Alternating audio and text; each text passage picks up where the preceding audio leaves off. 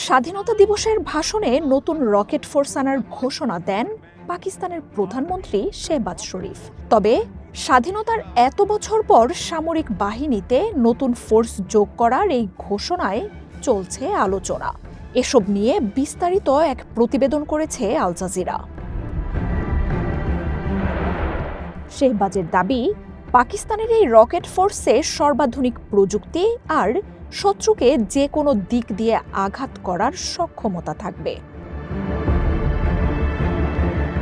পাকিস্তানের প্রথম ও প্রধান শত্রুর নামই ভারত। গত মে মাসে যুদ্ধে জড়ায় চিরবৈরী এই দুই প্রতিবেশী। চলে ড্রোন, মিসাইল ও যুদ্ধ বিমানের পাল্টাপাল্টি হামলা।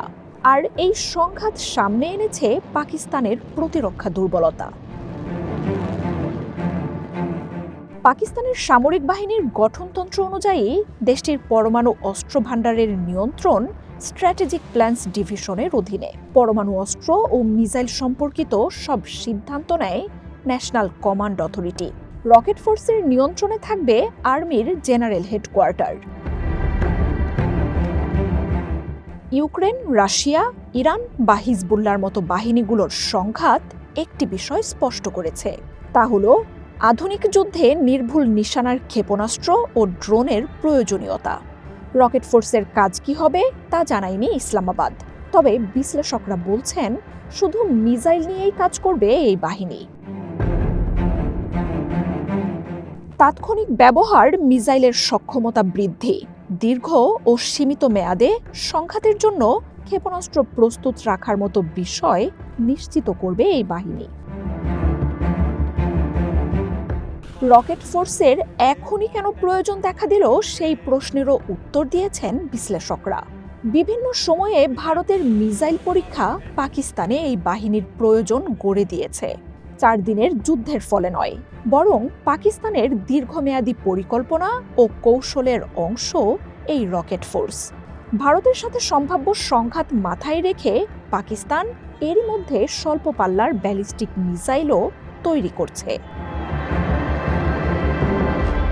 পাকিস্তানের কাছে বিভিন্ন পাল্লার কয়েক ধরনের মিসাইল রয়েছে। তবে রকেট ফোর্স মূলত কাজ করবে স্বল্প ও মধ্যম পাল্লার প্রচলিত ধরনের মিসাইল নিয়ে। মে মাসের সংঘাতে ভারতের বিরুদ্ধে ফাতাহ 1 ও ফাতাহ 2 ব্যবহার করেছে পাকিস্তান। দেশটির কাছে রয়েছে হাতাফ 1 ও 500 কিলোমিটার পাল্লার আবদালি মিসাইলও। ভারতের গভীরে কৌশলগত গুরুত্বপূর্ণ স্থাপনায় এসব মিসাইল দিয়ে কার্যকর হামলার সক্ষমতা তৈরি করে দেবে পাকিস্তানের রকেট ফোর্স। ভারতের সাথে পাকিস্তানের বৈরিতা দিন দিন বাড়ছে। সিন্ধু পানি চুক্তি নিয়ে ক্ষেপণাস্ত্র হামলা ও পরমাণু অস্ত্রের হুমকিও দিচ্ছে পাকিস্তান। মে মাসের সংঘাতে ভারত ব্রাহ্মস ক্ষেপণাস্ত্র ছুড়েছে। তবে নিউক্লিয়ার ডক্ট্রিনে থাকায় বাবরের মতো মিসাইল ব্যবহার করতে পারেনি পাকিস্তান। প্রতিরক্ষার এসব দুর্বলতা ও ফাঁকফোকর মিটিয়ে ফেলতেই কাজ করবে রকেট ফোর্স।